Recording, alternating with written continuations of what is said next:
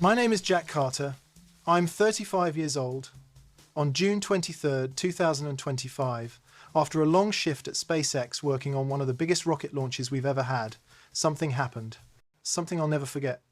I was out on the tarmac near the Falcon 9 checking systems, making sure everything was in place. The last thing I remember was hearing the hum of the engines, the buzz of the machines, the sound that I'd gotten used to after years of working in that factory-like chaos. I've spent nearly my whole adult life there building rockets, helping bring humanity one step closer to Mars. But that day, I collapsed. I didn't even see it coming.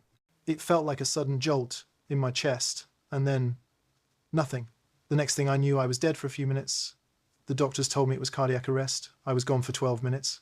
But I came back, and when I did, I wasn't the same person. For years, SpaceX was my life. I gave it all. I lived for the mission. I believed in Musk's vision, taking humanity to Mars, unlocking the future, changing the world with technology. That was everything to me. I had no other dreams. I worked long hours, 12, sometimes 14-hour shifts. My hands were always sore. My arms ached from the endless manual labor. But I never cared. I had one thing on my mind, one reason I kept going. I thought that if I could just help get us to the stars, I'd be doing something meaningful, something that would change everything for everyone. I lived in a small apartment near the launch site. There was one window with a view of the horizon, just enough to catch the sunrise sometimes, but only on the rare days I wasn't working. My life was rockets, engines, and blueprints. I didn't have time for much else.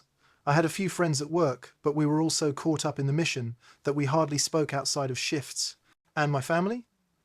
I kept them at a distance. My mother lived back home in Kansas, and I hadn't seen her in years. She always tried to tell me there was more to life than work, but I didn't understand that then. I thought the future we were building, with SpaceX being the first ones to make humanity a multiplanetary species, was the most important thing. So I pushed everything else aside. The dreams of my own life were buried beneath the noise of rockets and plans. And that was enough for me until that day, until I died. I don't know how to explain it, but when I died, I felt everything. I was weightless. Not in a good way, more like I was being pulled away, as if the world was slipping through my fingers. The first thing I felt was fear. Fear of not knowing what was happening, fear of leaving everything behind. But then I saw him, Jesus. He didn't come in a blaze of light or anything like you'd expect. It was more like a feeling that filled the space around me, a warmth that I felt deep in my bones. He wasn't dressed like I imagined either, but his presence, his peace, was undeniable. When he spoke, it wasn't like words you hear in your ears. It was like he spoke directly into my heart, and I understood. There was no question. He looked at me with those eyes. They weren't condemning or angry, just compassionate. Like he knew me better than I knew myself. And the first thing he said was, "You've been looking at the wrong things." I didn't know what that meant at first, but then he took me somewhere. He showed me the Earth, our Earth. I saw the rockets we were sending into space, the ones I had worked on. They were launching, and people were cheering, looking up. But as I watched, I saw what I couldn't before. Each launch, each new venture into space was one step further from what truly mattered. As those rockets ascended, something was left behind. Not just people, not just the Earth, but our souls, our connection to each other. He showed me Mars, empty, desolate, a barren world we created in our minds as a place to escape to. And I realized something deep and painful. Everything we were doing, everything I had spent my life working for, was wrong. It wasn't saving humanity. It was driving us further from what mattered. Jesus said, "You think you're building a future, but what you're really doing is running away from the truth, from the connection that makes you human." I didn't understand at first. We were going to space to save humanity, right? To give us a chance at survival beyond Earth. But he showed me the truth. It wasn't about saving humanity. It was about power, control. And I saw that all the progress we were making, all the technology, the rockets, the AI, it was all leading to the same thing. A world where the powerful few escaped to new planets, leaving everyone else behind. A world where we lost touch with what made us human. Where technology ruled. And love, compassion, connection, none of that mattered anymore. It was so clear, so terrifyingly clear. I saw humanity worshipping The very technology that was supposed to save us, we had turned it into our God, and it was going to destroy us. It was as if we had fallen into a trance, hypnotized by the glimmer of shiny gadgets, the promises of AI, the glitter of the stars above, and the idea that technology would lift us to some higher plane of existence. We had put our faith in the future, in machines, in progress, and somewhere along the way, we had lost touch with the very thing that made us human. I saw people staring into their screens, eyes glazed over, plugged into a world that was artificial. We were also connected, yet no one really knew each other anymore. We shared information, but we didn't share moments. We shared videos and photos, but not our souls. We had created a society that valued efficiency and productivity over empathy and kindness. We worked longer, hours, sought higher achievements, all in the name of progress. But in doing so, we had built a world of emptiness. It's strange. It's ironic. The very thing we believed would save us, the very thing that was supposed to be our salvation, was the thing that was taking our humanity away, bit by bit. Elon Musk, the man I had admired so much, he wasn't the hero we thought he was.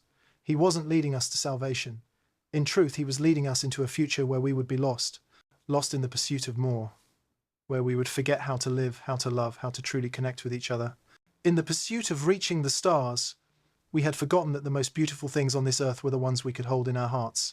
We built rockets to take us to Mars, to escape the consequences of our actions here on this planet. But there's no escaping what lies inside us. There's no escaping the emptiness, the longing for something more meaningful, something deeper than what technology can offer. We had mistaken our tools for our purpose. We had mistaken progress for truth. And in doing so, we had lost our way. The pursuit of technology was meant to give us freedom, but it had shackled us in chains of our own making.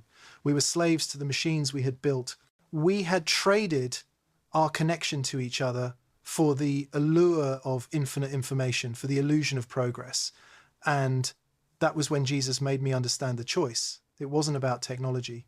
It wasn't about space. It was about our hearts. It was about love. It was about connection, the very things we had neglected for so long. Jesus didn't say much more, but I didn't need him to. His presence, the peace he carried, told me everything. His silence was more powerful than any words could have been. It was the kind of peace that you can feel deep inside your soul. The kind of peace that comes from knowing that everything you've been striving for, everything you've believed in, is meaningless if you don't have love. It's meaningless if you don't have each other. It's all just noise, just distractions from the truth of who we really are. And then he said it. He looked me in the eye and spoke softly, but with a power that shook me to my core. You must choose. Humanity must choose. You can either keep building this future of empty progress, or you can come back to what matters. You can still save yourselves, but only if you choose love over power. Only if you choose connection over technology. I didn't know what to say. I couldn't speak. I didn't know how to answer. How do you answer that kind of truth? How do you respond to the weight of that kind of knowledge? It was like a weight had been lifted off my shoulders, and at the same time, it felt like 1,000 pounds had been placed on my chest. The truth was clear, but it was also overwhelming.